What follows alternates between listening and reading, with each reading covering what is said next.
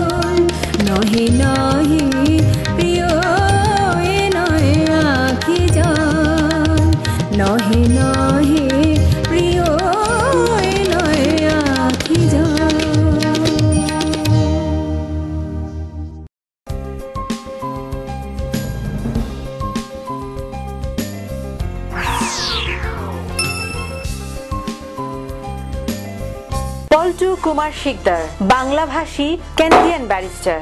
Immigration, personal injury, criminal law, real estate সহ যে কোনো বিষয়ে আইনগত পরামর্শের জন্য নির্ভরযোগ্য ও বিশ্বস্ত।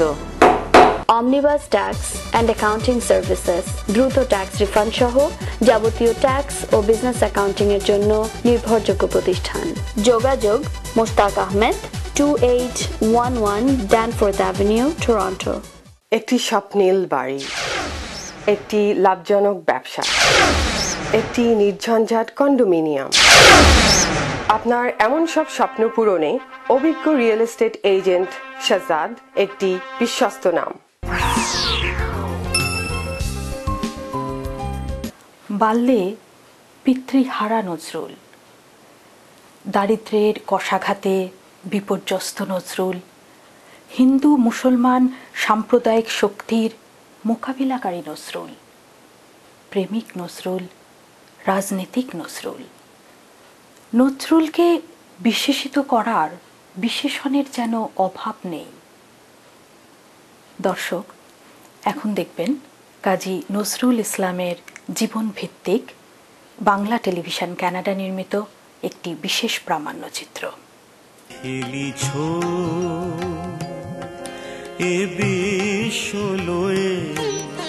বিরাট শিশু আন মনে খেলিছ। 1899 সালের 24শে মে নজরুল জন্মগ্রহণ করেন পশ্চিম বাংলার বর্ধমান জেলার চুরুলিয়া গ্রামের এক দরিদ্র পরিবারে। মা জাহিদা খাতুন এবং বাবা কাজী ফকির আহমেদ। কাজী ফকির আহমেদ ওই গ্রামের মসজিদের ইমাম এবং একটি মাজারের প্রধান খাদেম ছিলেন। এই দরিদ্র পরিবারেই নজরুল বড় হতে থাকেন। 1908 সালে নজরুলের বাবার মৃত্যুর পরে তাদের পারিবারিক দারিদ্র্য চরম আকার ধারণ করে। 1909 সালে নজরুল গ্রামেরই একটি মক্তব থেকে প্রাথমিক শিক্ষা শেষ করেন।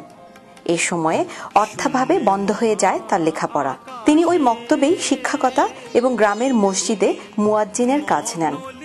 কিন্তু এসব কাজ থেকে প্রাপ্ত উপার্জন দারিদ্র্য ঘুচাবার জন্য যথেষ্ট ছিল না। তিনি যোগ দেন তার চাচা কাজী বজলে করিমের লেটো গানের দলে। এই লেটো গানের দলে তিনি যে শুধু গান গাইতেন তাই নয়, তিনি গান লিখতেন, সুর করতেন।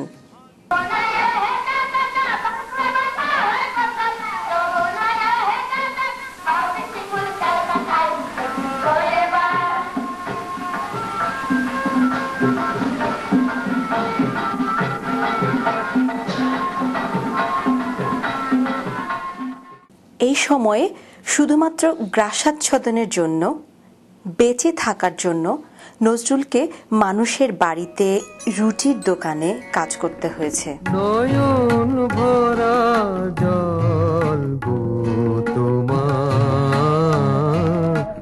আঁচল ভরা ফুল। 1913 সালে জনৈক সহৃদয় পুলিশ অফিসার কাজী রফিকুল্লাহ নজরুলকে নিয়ে আসেন ময়মনসিংহে, ভর্তি করিয়ে দেন দরিরামপুর হাই স্কুলে। এই স্কুল থেকে তিনি ক্লাস 7 পর্যন্ত পড়া শেষ করে ফিরে যান নিজ গ্রাম চুরুলিয়ায়। 1915 সালে তিনি বর্ধমান জেলার রানীগঞ্জের সিয়ারসোল রাজ হাই স্কুলে 8ম শ্রেণীতে ভর্তি হন এবং 9ম শ্রেণী পর্যন্ত লেখাপড়া শেষ করেন। এর পরবর্তীতে নজরুল ব্রিটিশ ইন্ডিয়ান সেনাবাহিনীতে যোগ দেন সাধারণ সৈনিক হিসেবে। ক্রমান্বয়ে পদোন্নতি পেয়ে হাবিলদার পদে উন্নীত হন। সেনাবাহিনীতে কাজ করার সময়েই তিনি মূলত সাহিত্য সাধনায় মনোনিবেশ করেন। 1919 সালে নজরুলের লেখা ছোট গল্প বাউন্ডেলের আত্মকাহিনী প্রথম প্রকাশিত হয় মুহাম্মদ নাসিরুদ্দিন সম্পাদিত সওগাত পত্রিকায়। ওই একই বছরে তার প্রথম কবিতা মুক্তি প্রকাশিত হয় বঙ্গীয় মুসলমান সাহিত্য পত্রিকায়। তার প্রথম গান 1920 সালে প্রকাশিত হয় সওগাত পত্রিকায়। এরপর থেকে তিনি তার রচনা ভাণ্ডার সমৃদ্ধ করেছেন অসুস্থ হওয়ার পূর্ব মুহূর্ত পর্যন্ত।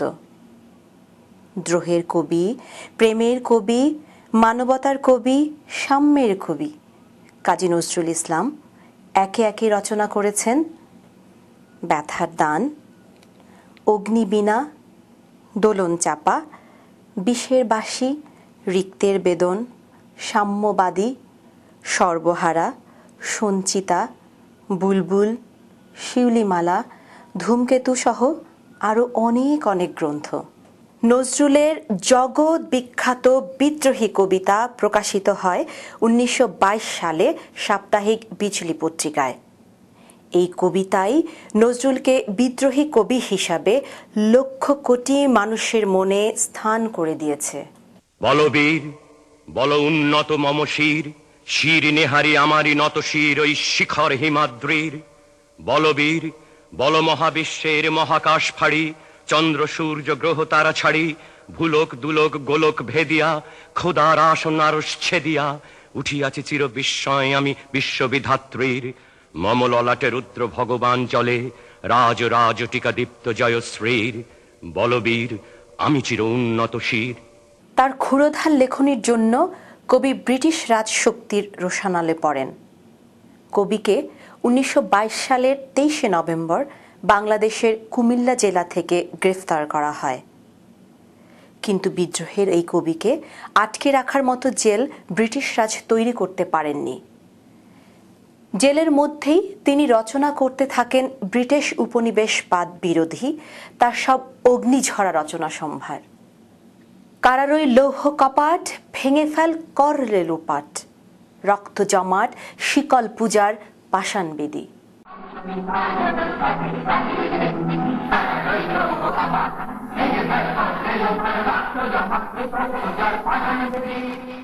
তৎকালীন পূর্ব বাংলা বর্তমান বাংলাদেশের সাথে নজরুলের ছিল নারীর টান। ময়মনসিংহে তিনি লেখাপড়া করেছেন। ঢাকা বিভাগ থেকে তিনি ভোটে দাঁড়িয়েছেন। নজরুল কুমিল্লার মেয়ে নার্গিসের সাথে পরিণয় সূত্রে সম্পর্কিত হয়েছিলেন। জানা যায় নজরুল নার্গিসের এই বন্ধন পারিবারিক ও পারস্পরিক মতভিন্নতার কারণে খুবই ক্ষণস্থায়ী হয়েছিল। নজরুল পুনরায় বিবাহ বন্ধনে আবদ্ধ হন কুমিল্লারই মেয়ে প্রমীলা দেবীর সাথে।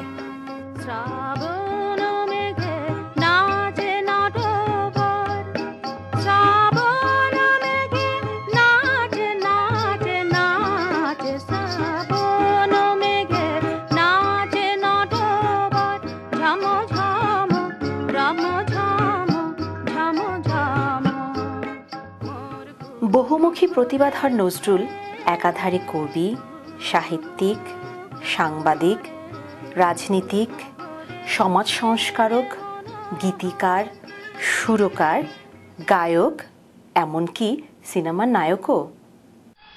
এসব মধুবনে নয়ন মুদিয়ে বীর পথে হেরত পাতা স্বামী আয়ের প্রেমিক শিশু।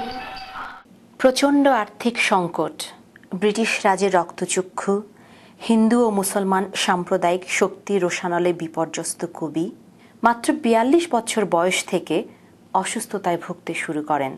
1942 সালের 10 জুলাই কলকাতার অল ইন্ডিয়া রেডিওতে শিশুদের একটি অনুষ্ঠানে অংশ নেওয়ার সময় নজরুল মস্তিষ্কের পক্ষাঘাতে আক্রান্ত হয়ে কথা বলার সামর্থ্য হারিয়ে ফেলেন।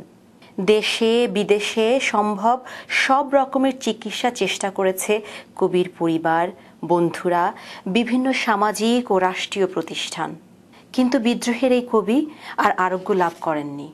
সর্বকালের অন্যতম শ্রেষ্ঠ এই বাঙালি সন্তান কাজী নজরুল ইসলাম পুরস্কৃত হয়েছেন লক্ষ কোটি বাঙালির হৃদয় নিংড়ানো ভালোবাসায়। কলকাতা বিশ্ববিদ্যালয় তাকে সম্মানিত করেছে জগত্তারিণী স্বর্ণপদক দিয়ে। ভারতের সরকার ও জনগণ নজরুলকে সম্মান দেখিয়েছে সর্বোচ্চ রাষ্ট্রীয় খেতাব পদ্মভূষণে ভূষিত করে। ঢাকা বিশ্ববিদ্যালয় দিয়েছে সম্মানজনক ডিলিট উপাধি। বাংলাদেশের মানুষ তাদের প্রাণপ্রিয় কবিকে সম্মানিত করেছে বাংলাদেশের নাগরিকত্ব দিয়ে, 21 পদকে ভূষিত করে এবং সর্বোপরি জাতীয় কবির মর্যাদা দিয়ে। বাংলাদেশের স্বাধীনতার পরপরই 1972 সালের 24শে মে তৎকালীন বাংলাদেশ সরকার সর্বোচ্চ রাষ্ট্রীয় সম্মানে বাংলার এই অন্যতম শ্রেষ্ঠ সন্তান অসুস্থ কবি নজরুলকে পশ্চিম বাংলা থেকে ঢাকায় নিয়ে আসে।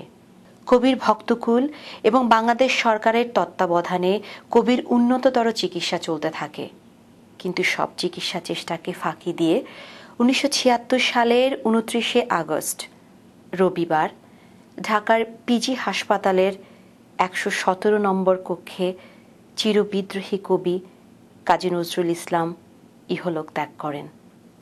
মসজিদেরই পাশে আমার কবর দিও ভাই, যেন গোড়ের থেকে মুয়াজ্জিনের আজান শুনতে পাই। কবির এই অন্তিম ইচ্ছা অনুযায়ী বাংলাভাষী মানুষের অশ্রুসিক্ত ভালোবাসায় বাংলাদেশের সর্বোচ্চ রাষ্ট্রীয় মর্যাদায় কবিকে সমাহিত করা হয় ঢাকা বিশ্ববিদ্যালয়ে মসজিদেরই পার্শ্বে। সমাপ্ত হয় বাংলা সাহিত্যের একটি অধ্যায়। মসজিদেরই পাশে আমার কবর দিও ভাই, মসজিদেরই পাশে আমার কবর দিও ভাই, যেন গোরে থেকেও মুয়াজ্জিনের আজান শুনতে পাই। মসজিদেরই পাশে আমার কবর দিও ভাই।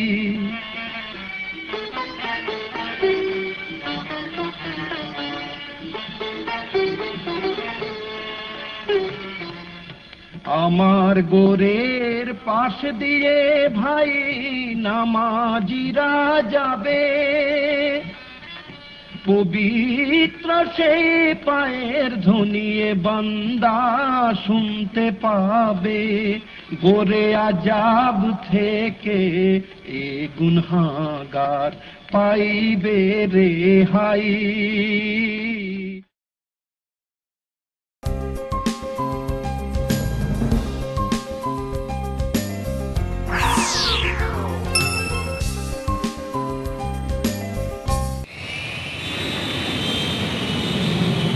সানমুন ট্রাভেলস অ্যান্ড ট্যুরস, আপনার আনন্দময় ও নিশ্চিন্ত ভ্রমণের নিশ্চয়তা। 3045 South Creek Road, Mississauga. Bangla media, Bangla বই, পত্রিকা, গানের সিডি, নাটক ও সিনেমার বিপুল সমাহার। ড্যানফোর্থ ও ভিক্টোরিয়া পার্ক এলাকায় বাংলা মিডিয়ায় সাদর আমন্ত্রণ। 3000 ড্যানফোর্থ অ্যাভিনিউ, টরন্টো। বাড়ি কিনবেন? সে অনেক ঝামেলা। আমি আপনাকে সাহায্য করব। সঠিক বাড়িটি কেমনে খুঁজে পাবো? আমি আপনাকে সাহায্য করব। মর্গেজ পেতে তো অনেক সমস্যা। আপনার মর্গেজ সমস্যা সহ বাড়ি কেনা বেচার যাবতীয় পরামর্শের জন্য সাজ্জাদ একটি বিশ্বস্ত নাম। নজরুল এক অপরিমেয় পিপাসার নাম। তিনি অনন্তের যাত্রী। কোনো নির্দিষ্ট ছক বা গণ্ডিতে তাকে বাঁধা যায় না। ছন্দ ও গদ্যের হাত ধরে তাঁর যে যাত্রা, সে যাত্রা অসীম অভিমুখে। এই বিশাল বিশ্বব্রহ্মাণ্ডের মতোই তাঁর অস্তিত্ব। বাংলা ভাষা যতদিন আছে, আমাদের জাতিসত্তার গৌরব যতদিন আছে, ততদিন তিনি থাকবেন আমাদের হৃদয়ের মণিকোঠায়, আমাদের প্রদীপ্ত উচ্চারণে। প্রজন্ম থেকে প্রজন্ম আমরা স্মরণ করব এই কিংবদন্তিকে। দর্শক, আপনাদের আবারও শুভেচ্ছা জানিয়ে আমি সৌমিতা আজকের মতো অনুষ্ঠান এখানেই শেষ করছি। অনুষ্ঠান কেমন লাগলো জানাবেন। সকলে ভালো থাকুন, সুস্থ থাকুন, আর বাঙালির সাথে বাংলা বলুন। তুমি আসিলে না, হায় তুমি আসিলে না, আশার সূর্য ডুবিল, ডুবিল সাগর নীরে। বলেছিলে, বলেছিলে তুমি তীর্থে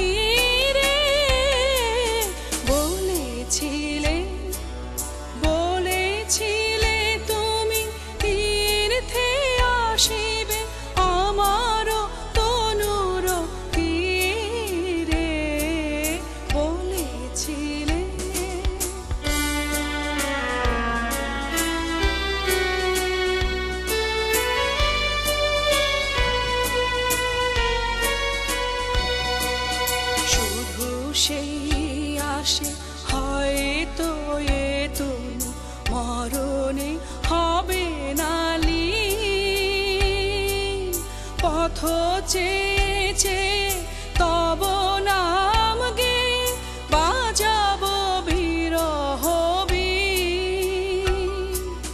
হ্যারো গো আমার যাবার সময় হলো তোমার সে কথা মিথ্যা হবে না বলো কোন শুভক্ষণে নিমেষের তরে চড়াবে কণ্ঠ